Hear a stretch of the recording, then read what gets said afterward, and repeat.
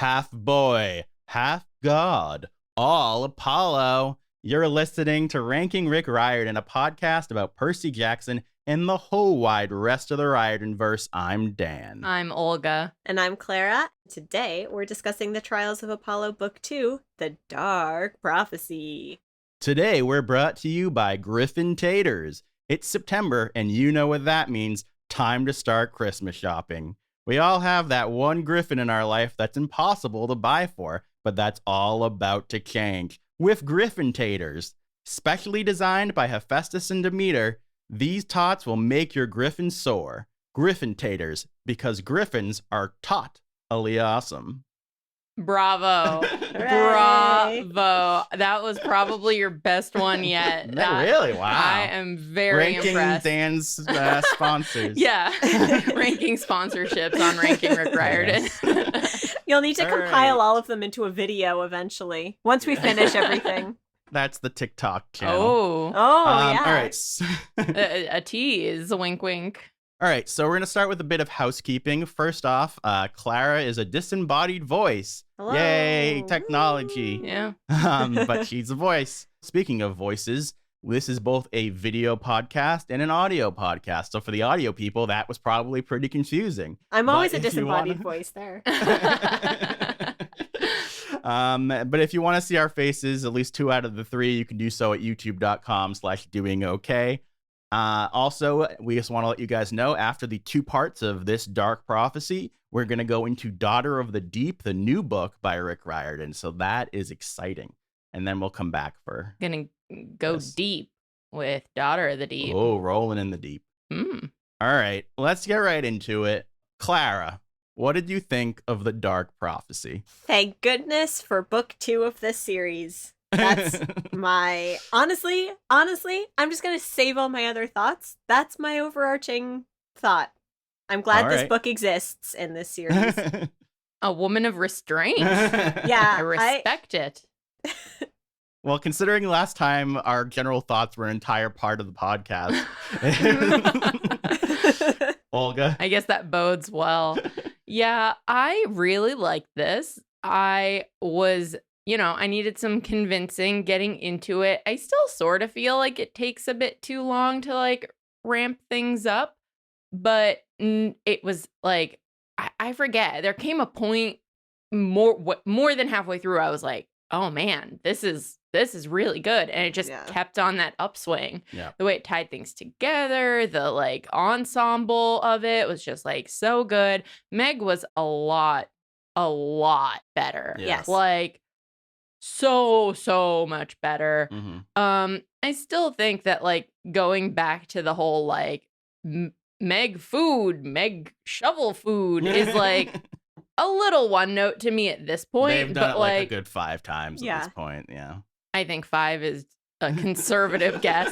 But, he's trying to make her very distinct. But the thing is, we have characters who have been very food centric in the past too. Honestly, I think he just likes food related humor. If you think about the amount of times satyrs were eating weird things, or Tantalus, I just think it's his shtick. Maybe kids really like it too. And we just don't remember what it surprised. was like to think that was really funny. If you are a younger listener and you think this is really funny, that's awesome. And so let us know. Not to shame anyone's humor. If you like it, Yeah. I like it. Humor is super subjective. Yeah. So I'm going to say something spicy.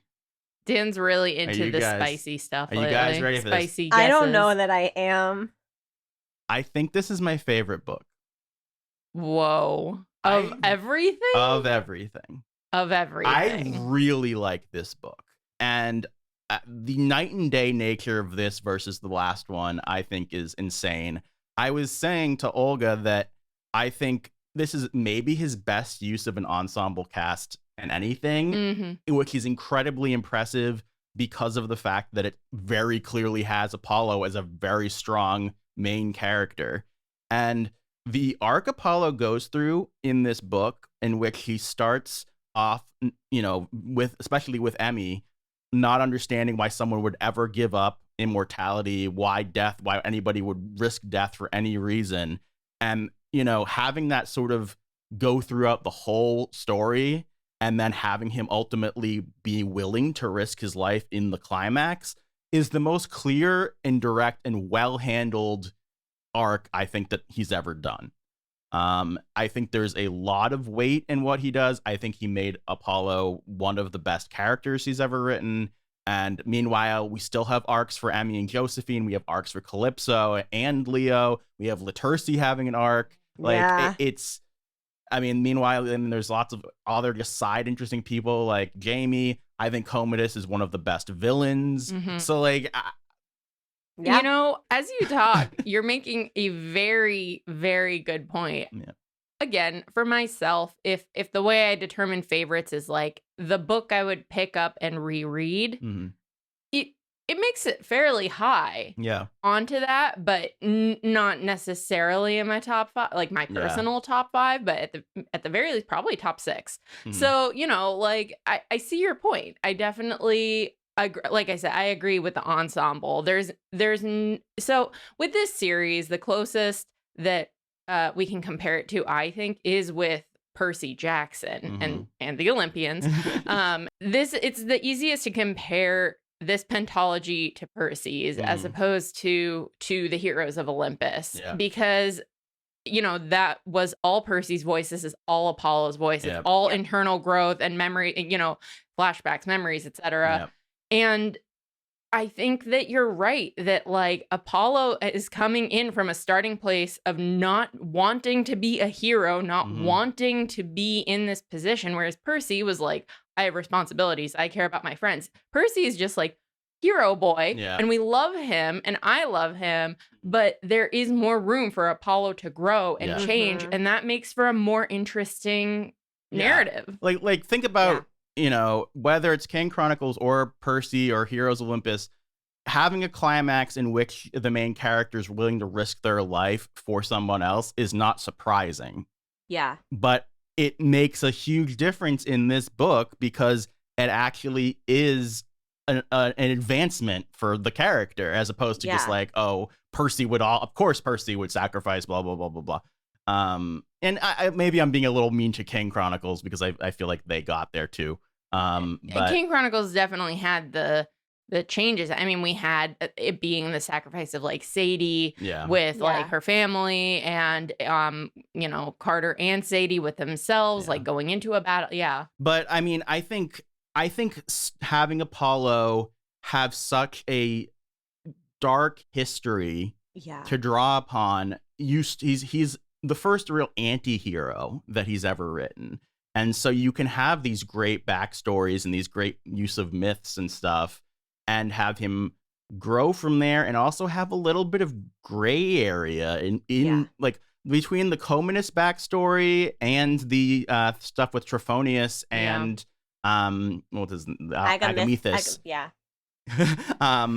Both of those stories are pretty gray area stories where I'm not like totally with him or totally against him. I think it's also really great because it allows explorations of those other gray area characters from a very different perspective, instead of it being like, I am showing you mercy because I am the definite hero forever, everyone's favorite hero.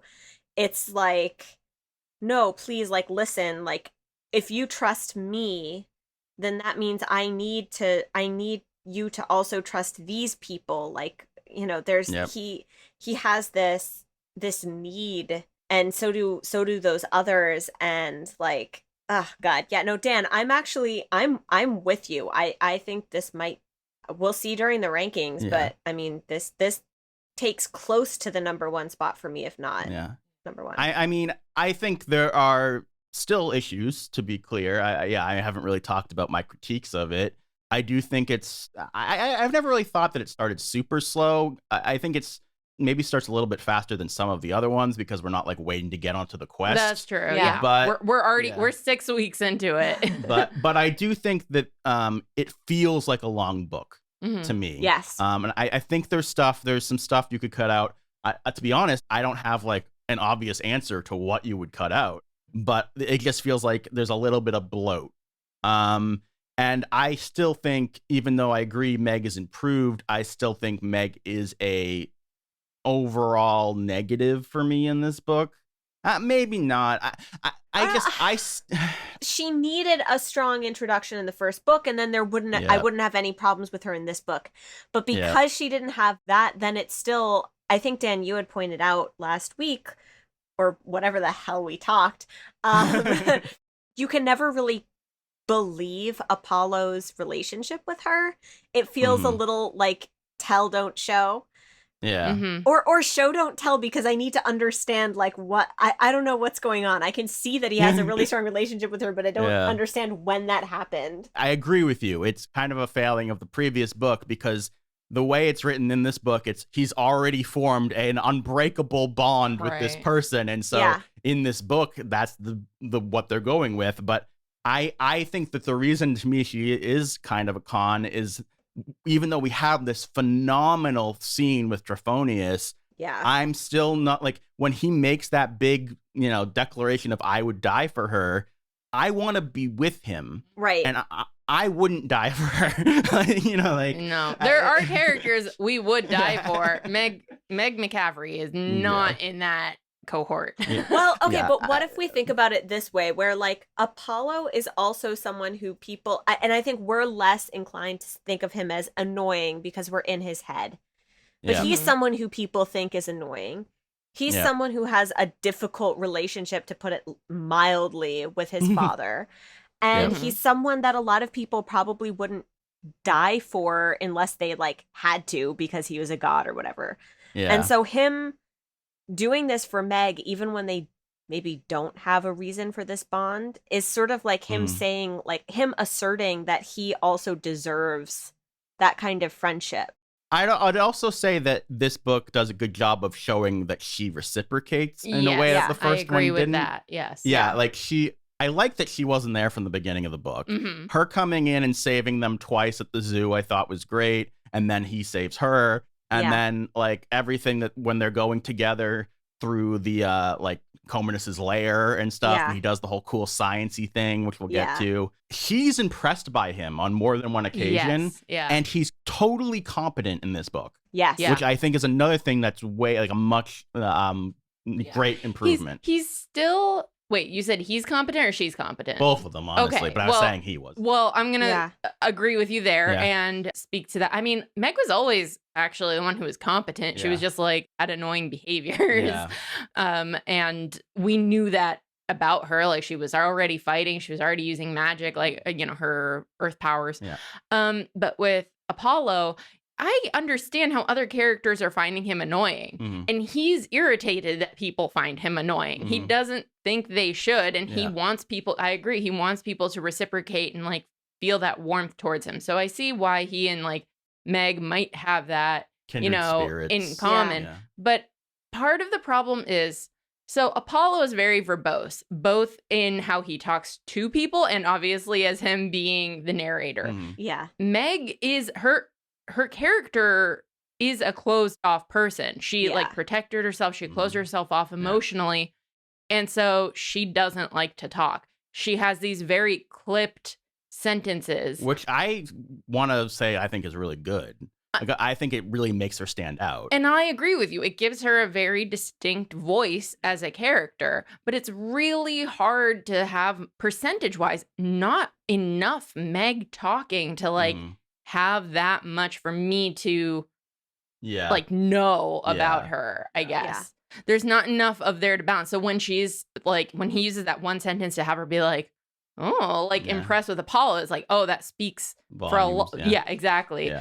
But there's not much to balance the Meg being annoying and snide and, like, rude and gross. And well, it's also interesting to think about the fact there's no real straight man between the two of them. They're both whack. Like, they kind of flip flop depending on the scene who's playing the straight man. And that's why, honestly, I think one of my favorite scenes for Meg is when Apollo is, like, high on those weird waters because she's just totally playing the straight man and being like, what is going on? I have to keep this god boy alive in a cave. Why is he giggling? No, I love that scene. I love the fact that we, like, see Meg's backstory and, like, get the reason. I mean, we already knew why she was so closed off, but like, literally the scene in which she closes herself off to the world, like, that was, it was really good. Definitely. Something else I want to just say, and then I think we should get into the recap, is the audiobook for this one is a huge standout for me. I think this is the best vocal performance that I've heard so far. And I think they do a really good job making, like, heightening. Whenever there's a joke, the joke is funnier because of the way they say it. Whenever there is a poignant moment, that moment is more poignant because of the way they say it. And yeah, I think that does affect my opinion of the book. Well, so you don't have the actual book to compare it to, though. Yeah. So you just have like other vocal performances to compare it to. And I understand that. So I started by reading, then I went to the audiobook, then I went back to reading. And I agree, this narrator is like so good. I really agree. He's a great performer. However, I still felt the jokes. I still felt the poignant moments. The things where you were like, oh, he made that joke so funny, I laughed. And I was like, I actually laughed out loud at that joke and I read it at that moment. So I agree, but I also disagree. And I actually think that for me, Meg is more annoying in the audiobook because the way you have like a male performer reenacting a whiny brat is like going to not be pleasant for me to listen to. Again, the part I was listening to was when she's like, Commodus. Well, like that's supposed to be like annoying. That's why I say that. And then, so I didn't experience him voice acting her like normally in that like back half where she's not frustrated and not like, you know, in that part that we love with the cave. So I don't have that to compare it to, but I liked my voice for Meg more. But overall, this was a very good audiobook. So I agree. I agree there. So, but you know, depends on the kind of person, reader you are. I think it just really, I think, and I don't know if it's how much is the audio and how much is the writing, but like Apollo feels mature in this book, even though he still has his like moments of immaturity. He'll say things that I'm like, Percy would never have, like he might be instinctively think this thing, but he wouldn't like know to think. Like it's hard to explain, but like the way he specifically outlines philosophy about how people should be treated and stuff, I think is really great. I mean, you get the gaudiness, to quote Meg, of Apollo here because of how he's getting the flashes of his memories and the way they're applied, you know, in the way that in Percy and in Heroes of Olympus, like, oh, it's a dream in which they see the ancient times, but it's him remembering it and then he reflects on it as like, do I even still believe this? Do I still agree with this? What did I do? Like, it's a lot more personal because it's him having to reckon with his beliefs. And he stands by some of his beliefs and he's torn by some of them. And that's just like such an interesting place to be. Well, and I also think it's really cool is that, you know, we talked about last book how this is sort of similar to the Thor movie. And I feel like in some ways, too, like you're supposed to think of Apollo as like Tony Stark or someone who's like super arrogant and making quips and whatever. I like how in this book, it's almost like he's not that person at all. It's just more like it's a reflex for him. Like, and then he has to like, and then he like reminds himself, he's like, oh, well, obviously they're not going to treat me this way. I'm not a god anymore. Like, it's interesting. I want to talk about Leo and Calypso. Okay. Because while they were introduced in the first one, which name escapes me. Hidden Oracle. Who cares?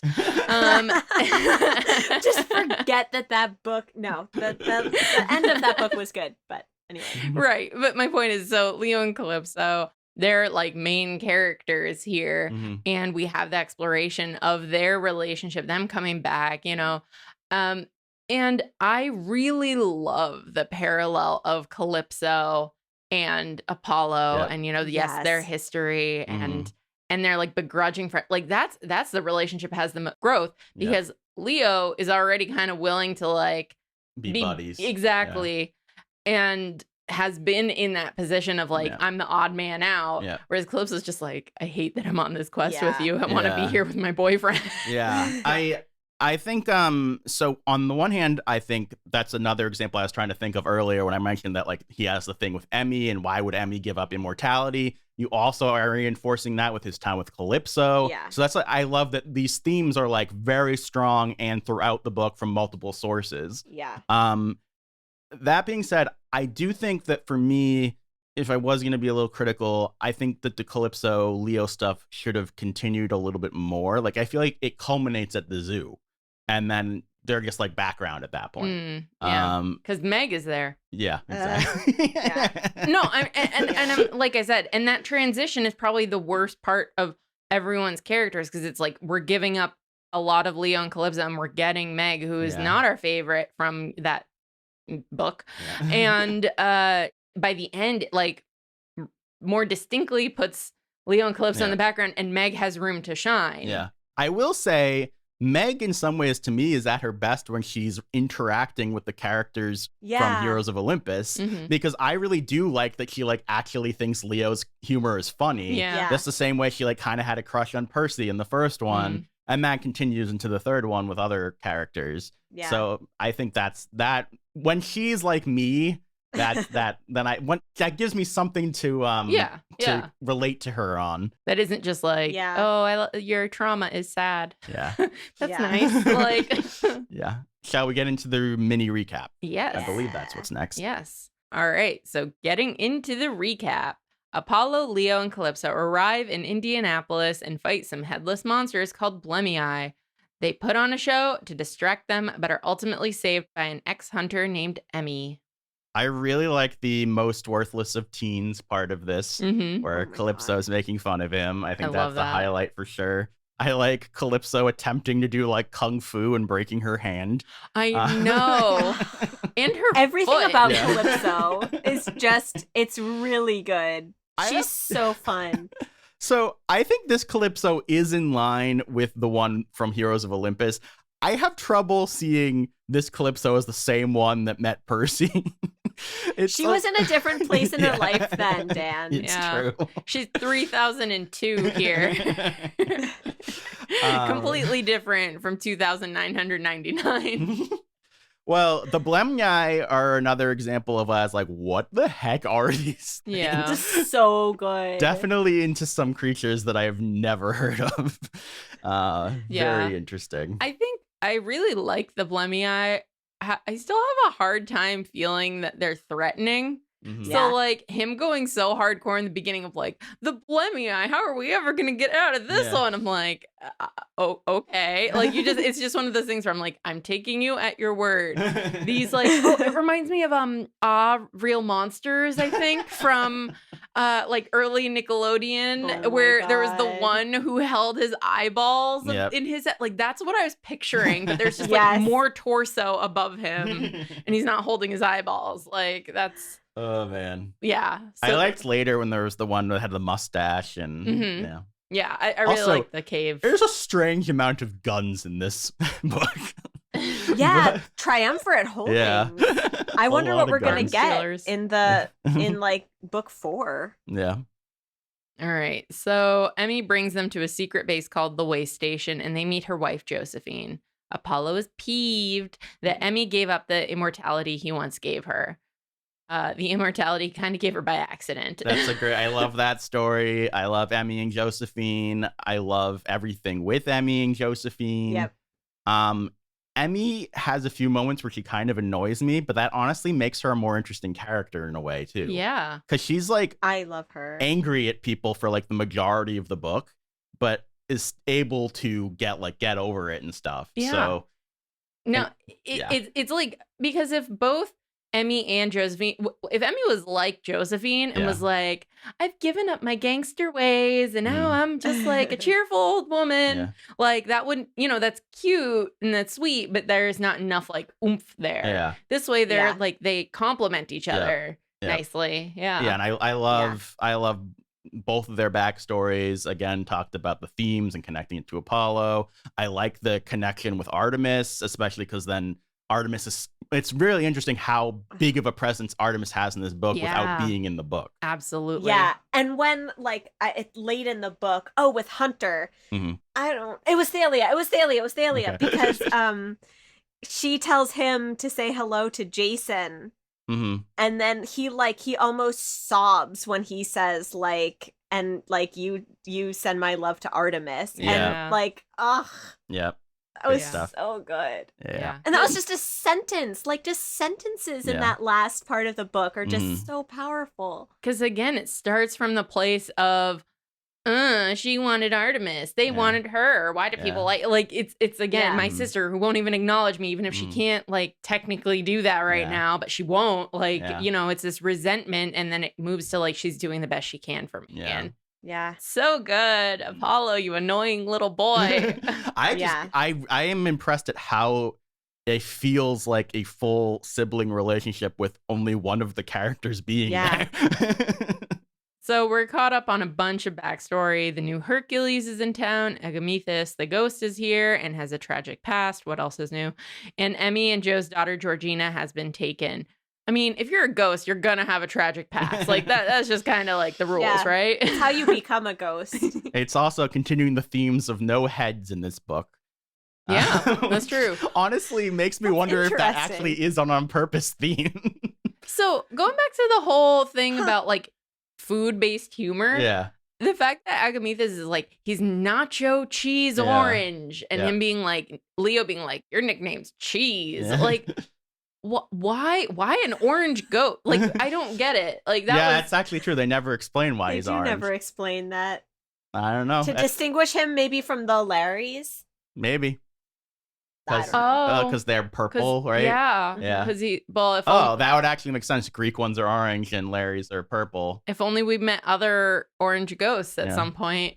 Who's to say? But let's talk about the backstory here. Because I found it really interesting where, I feel like if you read this myth in like school or whatever, it would be, this is teaching you the lesson of don't like overreach. It would be anti Trophonius and Agamethus, I feel like. Whereas here they're trying to point it at, wow, Apollo, you stink. Why couldn't you just help them out? And I think it's really good that I don't really know what he should have done, because I don't really have that much sympathy for them. Like when they ask for help, I don't have that much sympathy for them. No. But by the time we're in this book, I do have sympathy for them. Well, I have sympathy for them in that, like, the consequences of your actions were so tragic. It's horrible. But the part we're in the cave where, like, Trophonius is trying to, like, he's basically taunting Apollo with Meg's death. Yeah. And he's like, you couldn't have saved me, like, as your son. He was like, you should have used the wisdom that I had as your father, like, being the son of a god, to, like, know better than to do this. Yeah. Even though Apollo, like, we know him as, again, not being wise, making stupid decisions, taking the easy way out of so many things. Like, I'm sure there are examples in which he...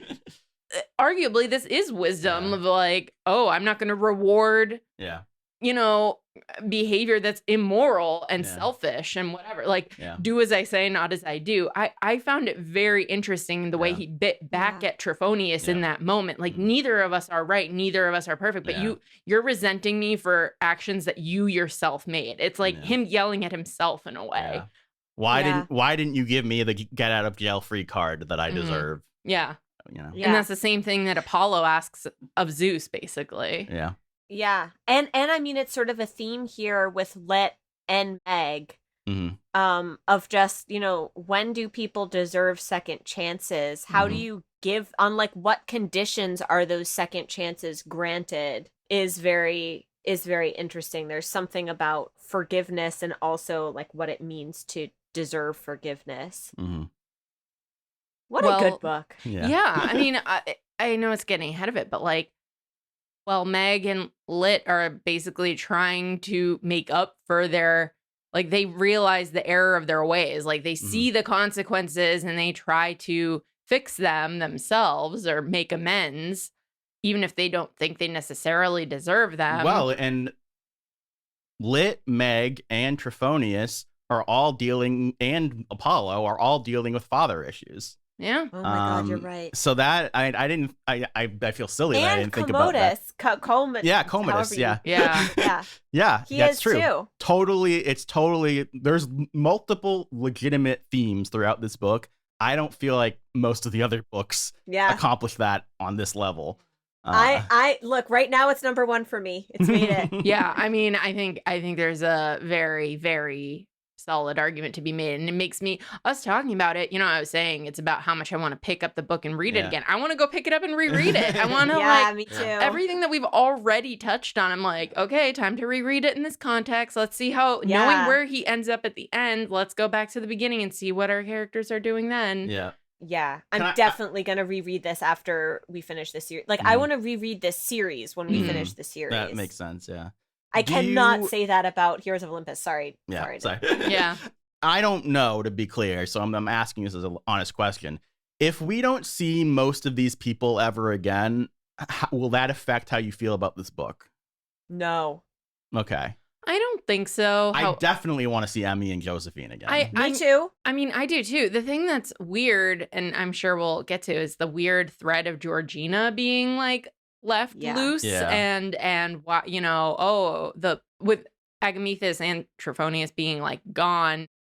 How they're related to Georgina being like a big question, but you don't need them to answer that. But we ideally will see Georgina again, or at least like get some answers there. Yeah, it's an interesting one where I like, if he never answers Georgina, I don't think it's like, you should have done this, you left this hanging thing. Like, I think it would be okay if he didn't. Mm-hmm. But I definitely want an answer. Yeah. So like, I would love to see all of them again. But so much of this book is about mortality and what it means to say, like, we saw these people and they were really happy and they had this really great life. And if we don't see them again, and that's either because they're living their really great life or they've passed on but have lived a really great life, like, that's okay for me. And with Georgie, it's like that threat of like, I hope this drives you crazy. Not knowing is also a sort of like, you have to be okay with uncertainty, even as a divine, like, that's part of being mortal, is living with uncertainty.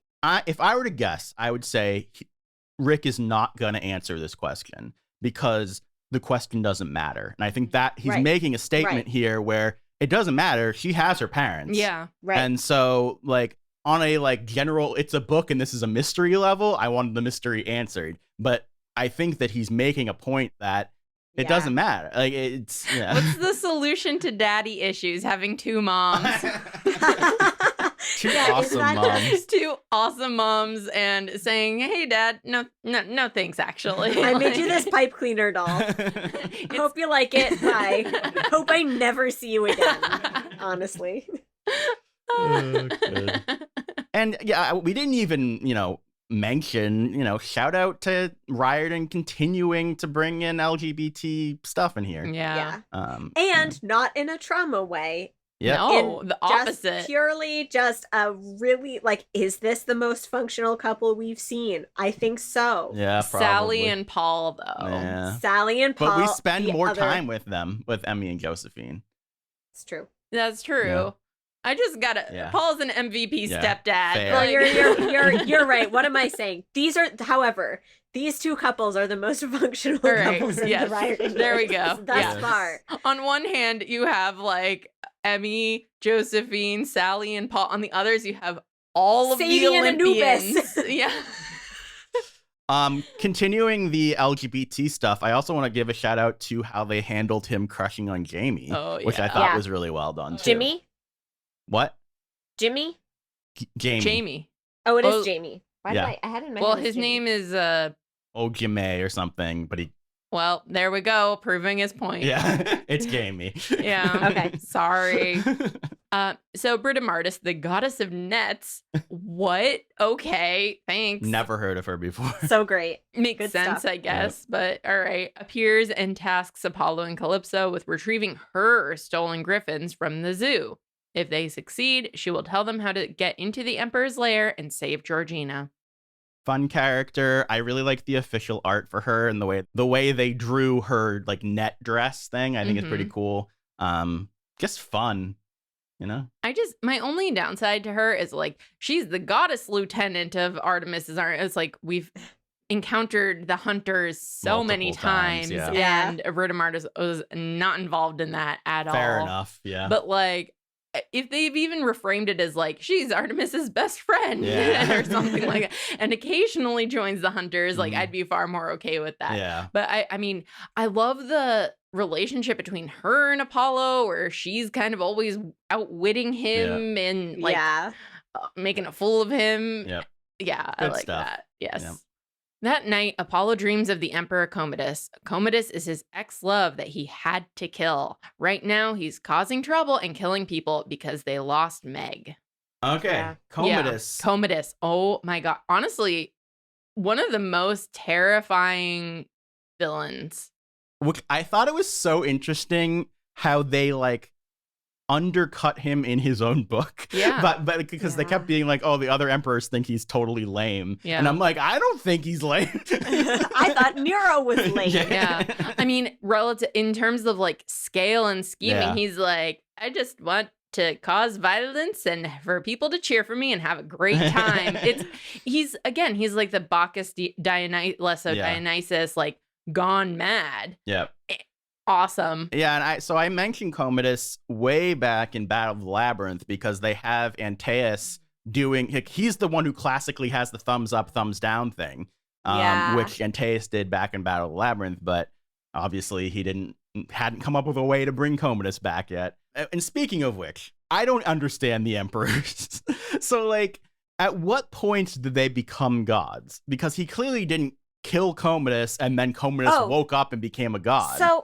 So the Romans, so like Julius Caesar is a really like easy example because it's one I know. Mm-hmm. Julius Caesar, for example, he didn't become a god during his lifetime, although he was sort of like hinting at stuff because why not? But Augustus, his adopted son, made him into a god and like started putting up temples and stuff outside of Rome first, I think. Like for the Gauls, for these like barbarians who I guess are now monsters, whatever. We'll talk about that later. Or not. And so it wasn't until after their death often that they would be deified. And like Augustus did that too, like for himself, I think actually during his lifetime, he started having people outside of Rome worship him. I guess within the Riordanverse specifically, though, I'm like, the character of Commodus, if he was alive again, still during Roman times, he would have just tried to take over again. Yes, so, that's a good point. You know, like I feel like you have to. Did he like come back with the internet when more people could talk about him or something? Like he came back when the movie Gladiator came back and yeah, and just generally, I'm also a little confused about what does it mean for them to be gods? Are they just immortals, or are they? Because I don't think they're gods in the way that they have divine forms or can like split their essence. Considering how Apollo defeats him, if he had a divine form, it wouldn't have done anything. Yeah. See, they throw the word God around a lot, and I'm like, that means something in this world, and I don't think they quite are gods. Yeah. They're immortals. Yeah, I think you're right. Yeah. It's a mortal who has been worshipped and therefore is a weird hybrid, not a true god, but not as there are weaker immortals as well. Like he's so strong. Giants. Yeah. Well, I mean, we don't say that word around this here. is just kind of an ongoing issue to a certain degree because like when Apollo made Emmie into he gave her immortality and made her a minor god or whatever, like did she have a divine form? Like what could she do? But hold on, but do you realize that the main villains in this book are people who've turned into gods and the hero is a god who's turned into a person? Damn, how did we not say that before now? I just realized it. Rick. Oh, that's Ricky beautiful. Ticky TikTok. I feel really stupid. No. That's awesome. Rick, you beautiful man. And Rick is number one Rick. Rick is number one Rick. If I remember correctly, I do think they explain this more in the next book. I'm just like, I feel like I should understand by now. But two books in, but yeah. It's that first book. The first book didn't build a good foundation, but this book has done. Oh my God.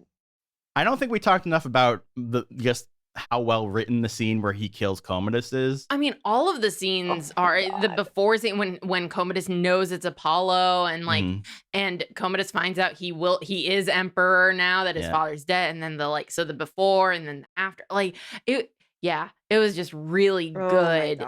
It's Apollo who before is like, yeah, whatever. Mine, somewhat distasteful, as he says, and now he's like, okay, never mind, you're a monster and I need to take you out. Yep. Yeah. And just the fact that it starts off with the sort of like stupid Apollo's afraid of water. He's such a chicken and an asshole. And it's like, oh, no, he's not afraid of water. And like, I believe that. I was willing to just, because like even he doesn't contradict it right away, which shows something about his self-esteem and I mean his sense of guilt over this whole thing. Yeah. But oh my God, this book is great. Yeah. No, that scene, it was unexpectedly dark. Yeah. In a way that I was like, this is more than I thought for a middle grade novel. Like, this is very it just went deeper and darker than I like vigilante justice. He smited him. Yeah. But he smited him with his own hands. Yeah. Crazy. Yeah. This is so good. This book is so good. Rick is great. I mean, it's also showing that just because Apollo's like, and I drove the sun chariot and I was hot and whatever, it's like Apollo was still doing things for the good of someone, Yeah, he's multi-layered. Yeah. All right, with that, I think we're going to end part 1, right? I think that's a good place to pause. I think so, yes. All right, so thank you guys so much for watching or listening. And if you want to leave us some feedback, you can do so below in the comments of the video, or you can email us at ourpodcastfeedback@gmail.com. Thank you for everything, and may the gods be ever in your favor. Bye-bye.